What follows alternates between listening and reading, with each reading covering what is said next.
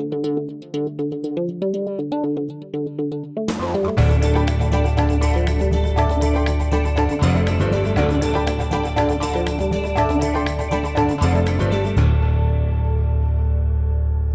provided by Walters, Papillon, Thomas Cullins, LLC, specializing in business litigation and personal injury cases for over 40 years.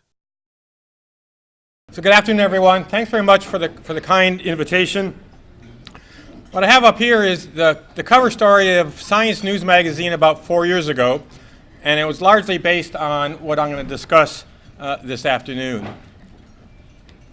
So Chris gave a little bit about my background, so I don't need to go through all these post-nominals, but the bottom line is if I don't make it as in my career as an oceanographer, I can always go back to New Orleans and schlep wine on the floor at Commander's. So I've got a fallback career. All right, this plot is kind of how I got into this. And so in the climate game, the instrumental record of temperature only goes back about 160 years ago. And so in order for us to push back the record in time, centuries and millennia, we use what are called Paleo proxies of temperature. Such as tree rings and corals. Well, this is my most interesting paleo record from 1300s to past 2000. And what it's based on is the time of the harvest of the Pinot Noir crop in Burgundy. So the more heat that's accumulated during the growing season, the earlier that the grapes are picked. And so it's calibrated over the 150-year period that we have temperature observations. But then using village and monastic records, it's extended back to the 1300s. And what this plot shows here, way up here, way above, the year-to-year variation, this is the very tragic heat wave in Western Europe in 2003, where something on the order of 70,000 Europeans unfortunately lost their lives. And that's more than all our U.S. servicemen lost in the Vietnam conflict. And so we actually don't realize how anomalous this 1 year was in Western Europe.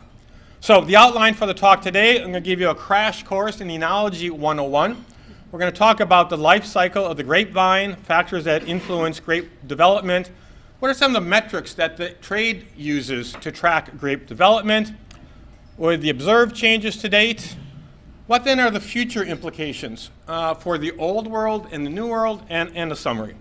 So let's jump right in. Pictorially, I'm going to sort of peg the life cycle of the grapevine to Bordeaux, France. And so dormancy for the grapevine is defined the time between the first freeze to the last freeze. And dormancy is very important during the life cycle of vine because that's where it stores energy to come out during the springtime. So in Bordeaux, bud break happens in about late March, shoot and leaf growth early April, flowering early June, berry set mid-June, veraison, it's when the grapes turn colors from green to red for a red grape varietal or green to yellow for white grapes. So when the fruit sugars set into the grape.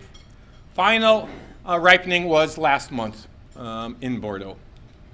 And then harvest late September, early October. And so this whole life cycle from bud break to harvest is about 6 months or so. Another way to looking at it is basically as a function of the berry size or basically the set-in of the different fruit sugars. So from flowering to time for harvest, again, is about 120 days. This critical period, veraison, is when, again, the grapes' glucose sugar sets in, glucose and fructose, and the grapes swell up.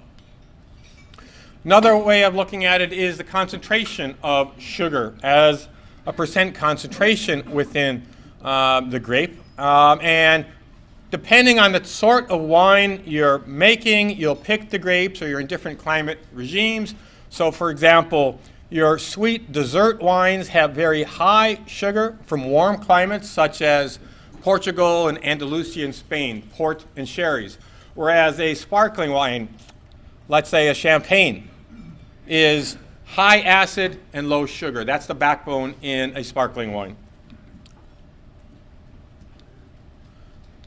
So, phenology, the grapevine life cycle, is very sensitive to changes in temperature and rainfall, like many other agricultural products.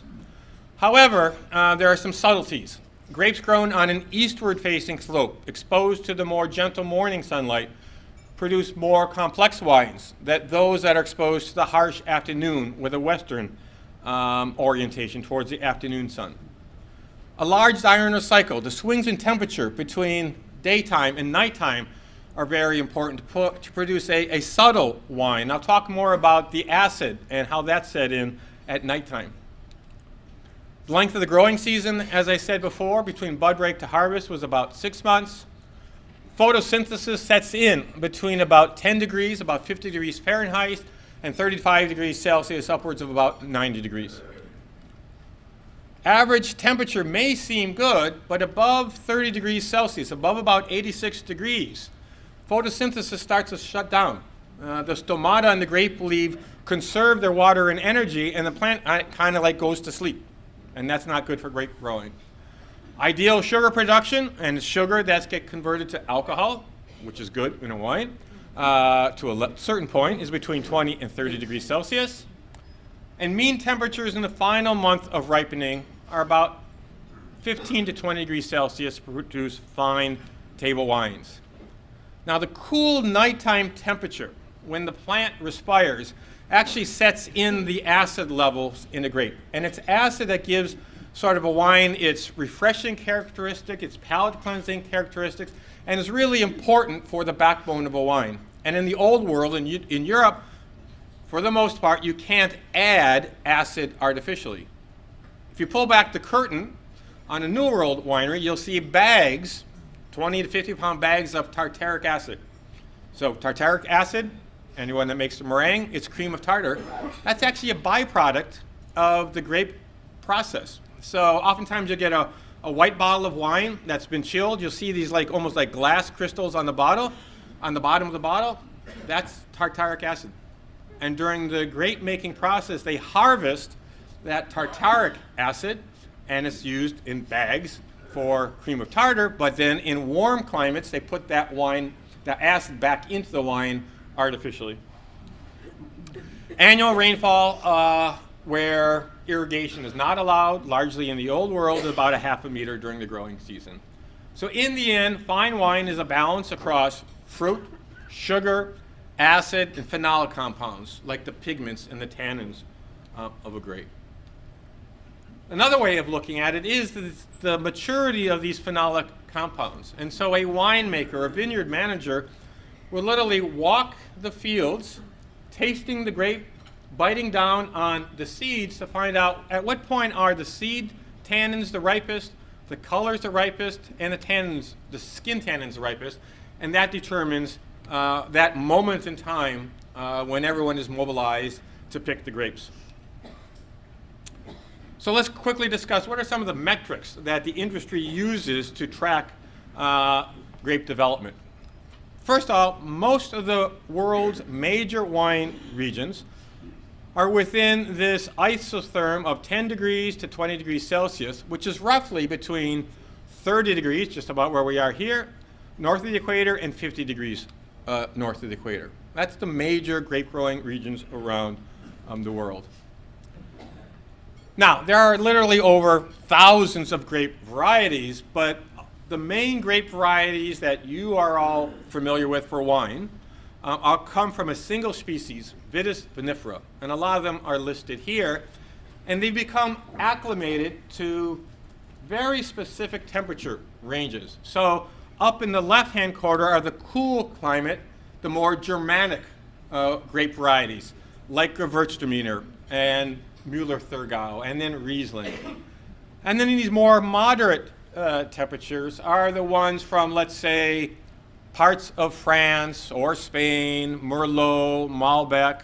Then we start getting a little bit warmer. Cabernet Sauvignon is a late ripening grape. And then we get to the warm grape varietals, those of Italy, parts of Spain, parts of Portugal, and ultimately raisins when it gets so hot.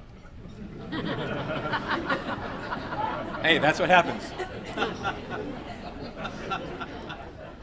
Like other agricultural crops' growing degree days is a measure of the heat that's accumulated during the growing season. And it's simply the daily maximum temperature plus the daily minimum temperature divided by 2, and often subtracted from some base temperature when the grapevine is biologically active.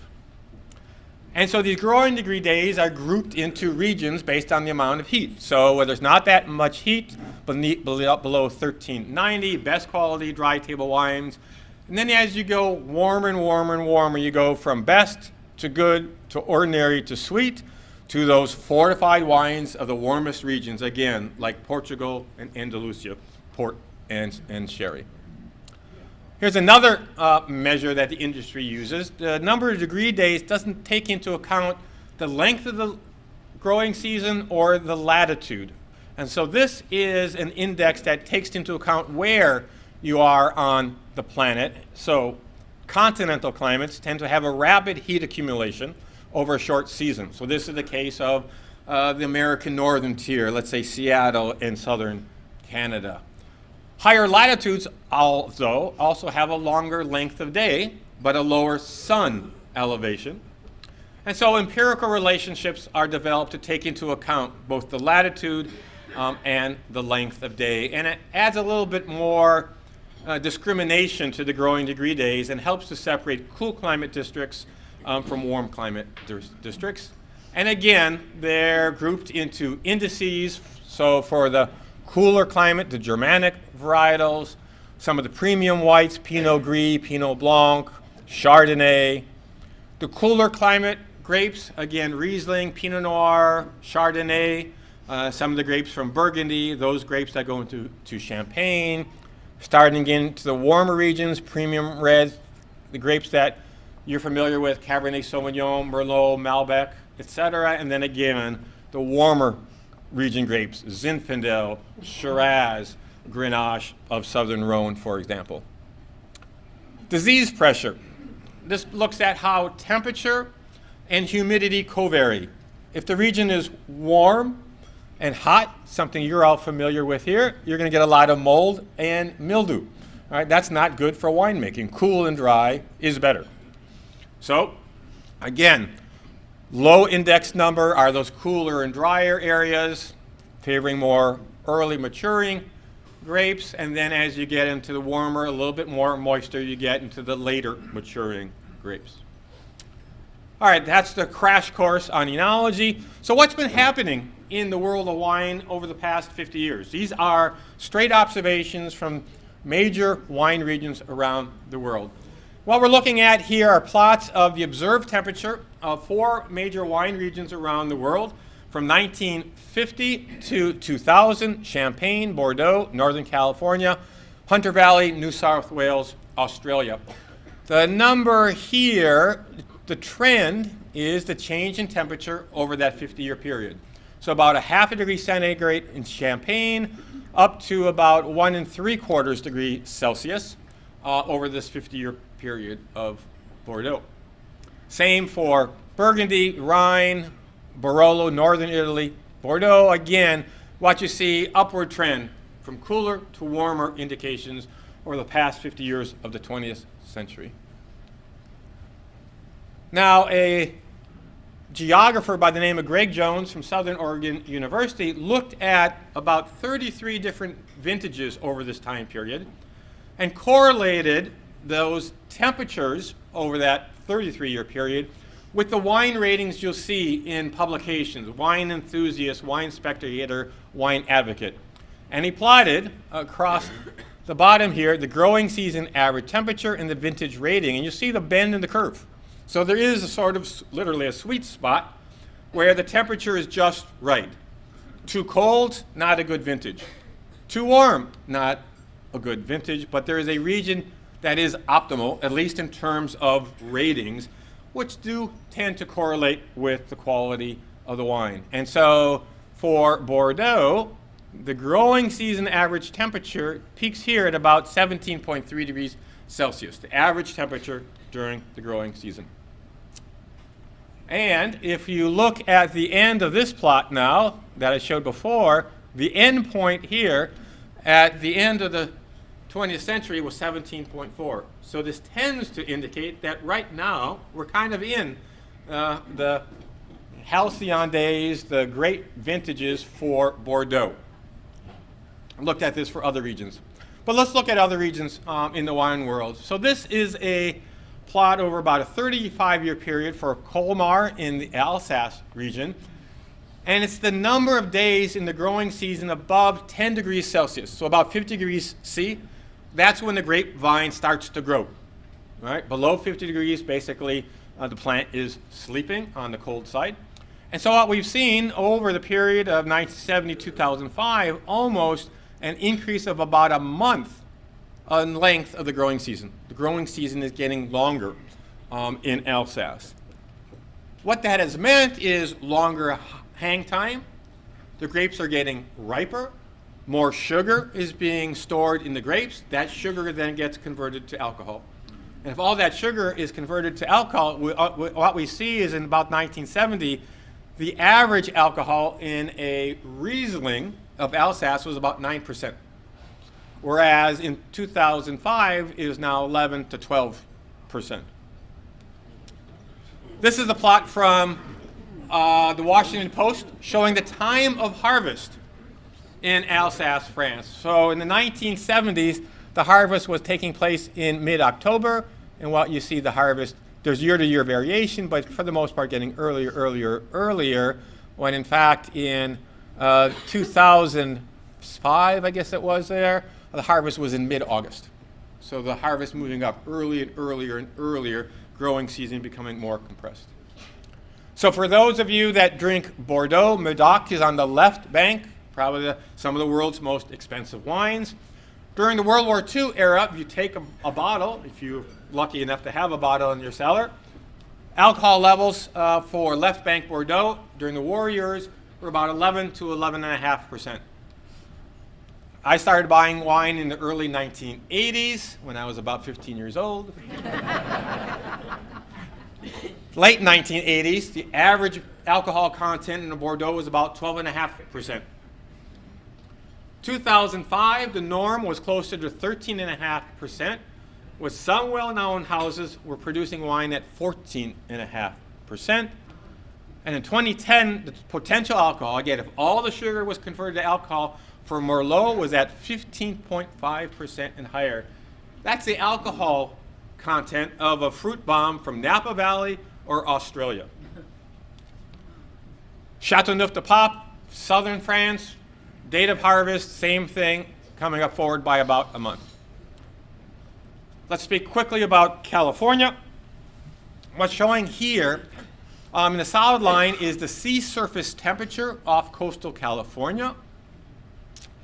And the dashed line is the average temperature. And you see in coastal California, temperature tracks very closely with the offshore water temperature. Now, if we separate the daily maximum in coastal California from the daily minimum, we see there's very little change in the maximum temperature, but the warming is occurring at night. Remember what I told you about nighttime temperature and how important it is for acid? What we see is that the nighttime temperature in coastal California is starting to rise, and that's not good for the industry. On the other hand, it's not all gloom and doom.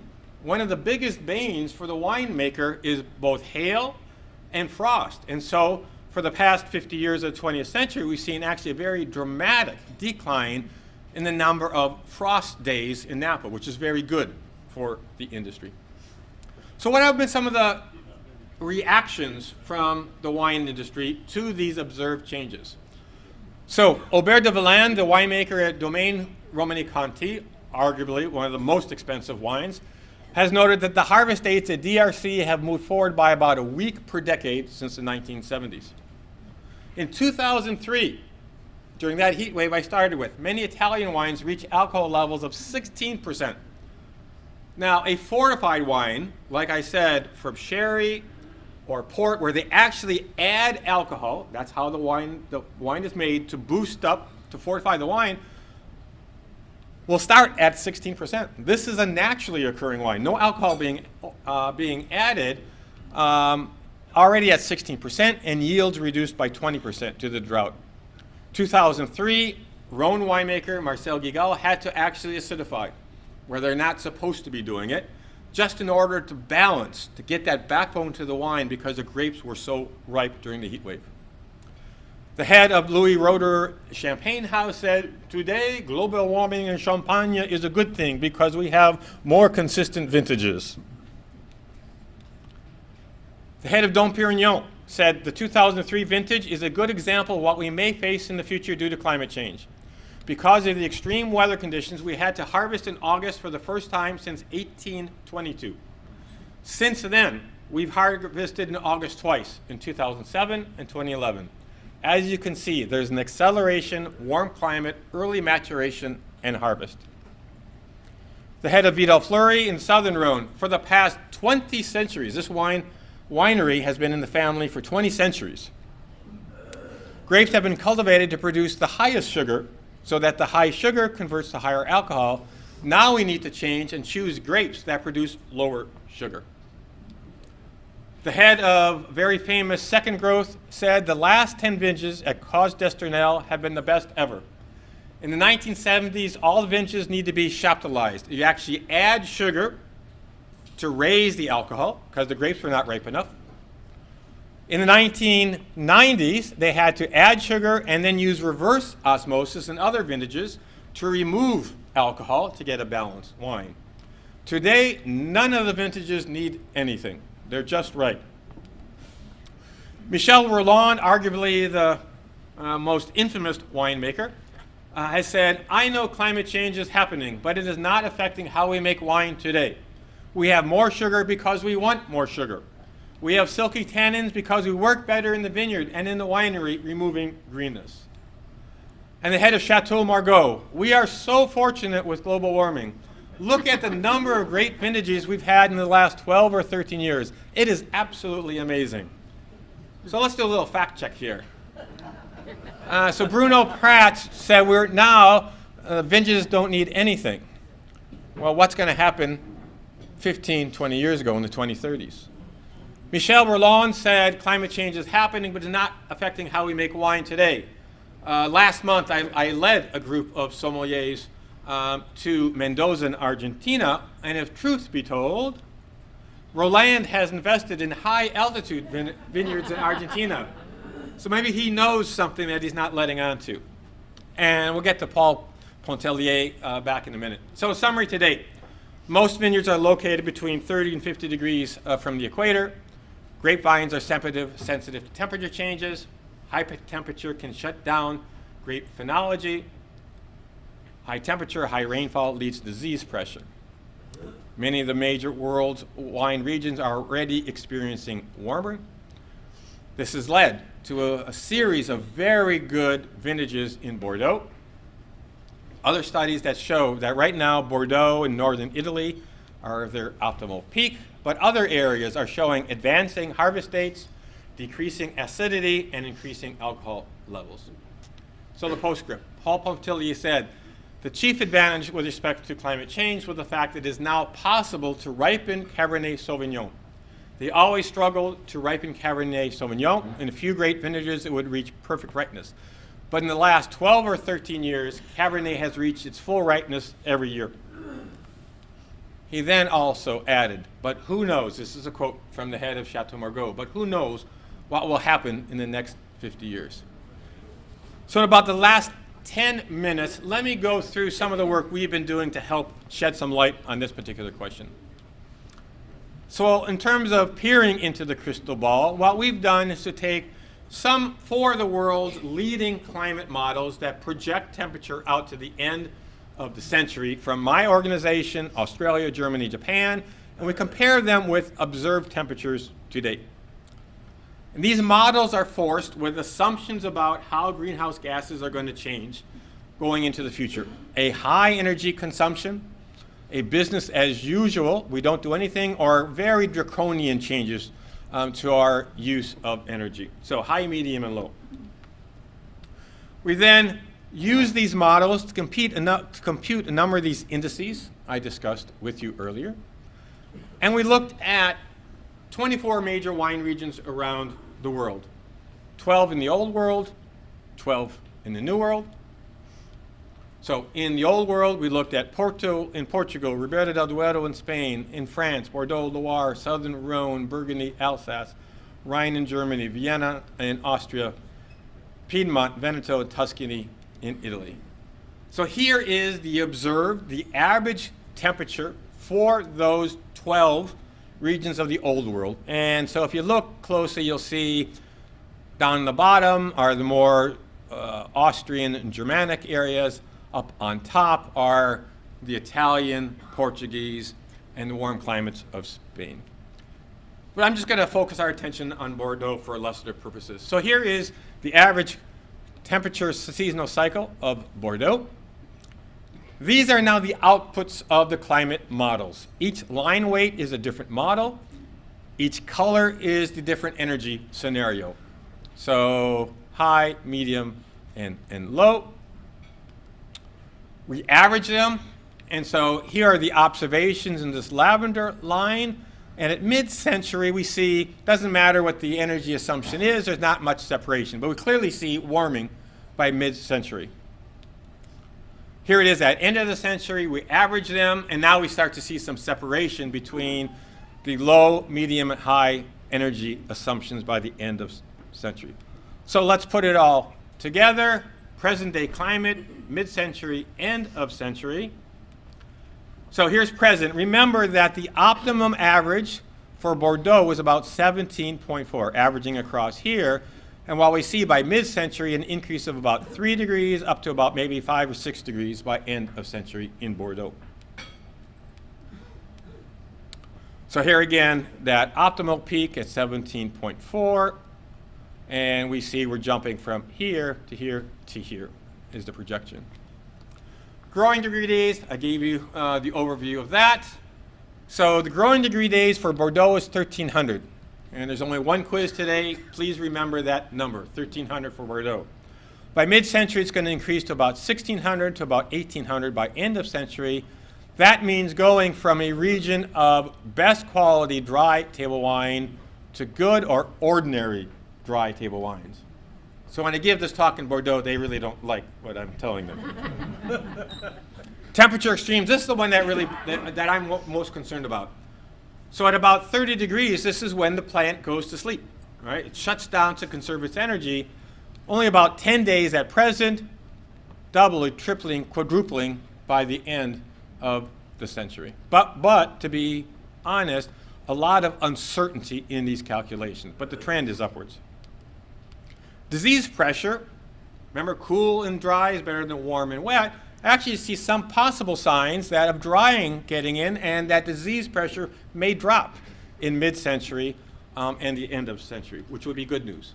Latitude temperature index, I told you what this was. Let me show you again the categories. So latitude temperature index going from 300 to 350 to 400 would mean going from this area of premium reds to start moving to standard bulk wines like Zinfandel. Not so good. But now I do it graphically. So here is current Bordeaux, current Burgundy, current Veneto. We ask the question, if these winemakers want to preserve their climate conditions, where would they need to move to by mid-century or the end of century to experience the growing conditions they're experiencing today? So the Bordeaux of 2050 is going to be up near about Paris, and the Bordeaux of the end of century is in the middle of the English Channel. Right? Burgundy goes from here up towards the lowlands of Belgium. Veneto is up towards Austria. All right, I've got about 5 minutes. Let me jump through the New World. We looked at Columbia Valley, Willamette, Napa, Santiago in Chile, Mendoza, Australia, number of regions, Stellenbosch. Let me just focus on Napa. So here are the temperature curves for Napa and what we see moving from about 19 degrees to 21 degrees to 23 by end of century. All right, the quiz. What were the growing degree days for Bordeaux? Wow, a great audience. All right. Growing degree days in Napa at present are 1,300. This is one of the reasons why you'll see in Napa the same sorts of grapes being grown as in Bordeaux, primarily Cabernet Sauvignon, Chardonnay, and Merlot. End of century, 1800, mid-century, 1600. So again, moving from best quality dry table wines to good or even ordinary dry table wines. Temperature extremes, somewhat moderated but increasing, but not as bad as Bordeaux. And latitude temperature index. So here is current Napa, current Willamette, current Columbia Valley. So the Napa of mid-century is up near Willamette, Oregon. And what a surprise, a lot of the vineyards and winemakers in Napa are now buying property in Oregon. Also, to be fair, property is much cheaper in Oregon right now than it is in Napa, but it's a combination of the two. And end of century, we see Columbia Valley up towards in the Okanagan Valley of British Columbia. Well, you kind of get to see what the problem here is in Australia, all right? I always get the question, where should I invest? And so I've always said Tasmania. And sure enough, about 2 years ago, Brown Brothers, one of the largest winemakers in Victoria, jumped across the Bass Strait and started buying up property in Tasmania. Not too bad in New Zealand, because they can go, southward in latitude. So let me just summarize. What we found out, approximately 2-degree increase in annual mean temperature is projected for most of the major wine regions around the world by mid-century, 4 degrees Celsius by end of century. Didn't talk about rainfall, but decreases, which has serious widespread implications for regions such as Australia and South Africa. Without adaptation, this is a shift to lower quality wines. There are areas around the world that are going to benefit. They're going to be insulated. Those at higher latitude, higher altitude, those surrounded by ocean. Other regions, such as Bordeaux, are going to suffer from a compressed growing season that's going to lead to unbalanced grapes.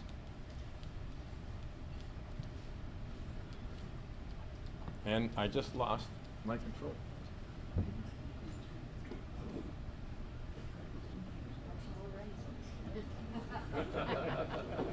Fewer frost days. There we go. And latitudinal shifts in growing conditions. Overall implications, grapes in their present areas are going to lose their traditional character. And we're going to see almost, as Chris said, a left bank Bordeaux is going to be more like a southern Rhone Châteauneuf-du-Pape. But a vineyard needs to have a 20 to 50 year time horizon. So they need to think about what future climate is going to be like. Didn't talk about sea level rise, which is a major issue in regions such as Bordeaux.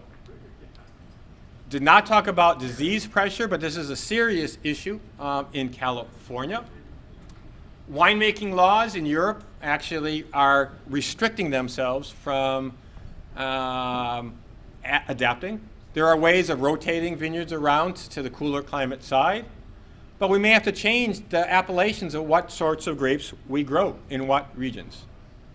In general, good news for us, the new world is in a better position to adapt to these changing climate conditions, to the more hidebound old world. Already we're seeing several champagne houses jumping across the Dover Straits and buying land in southern England. It's economically useful to them, but the same soil is the same. The chalky substrate of Champagne is the White Cliffs of Dover. Water is a major issue. Genetic research is being done. So in conclusion, I drink to your health, but with a big question mark. And go Tigers! Thank you very much.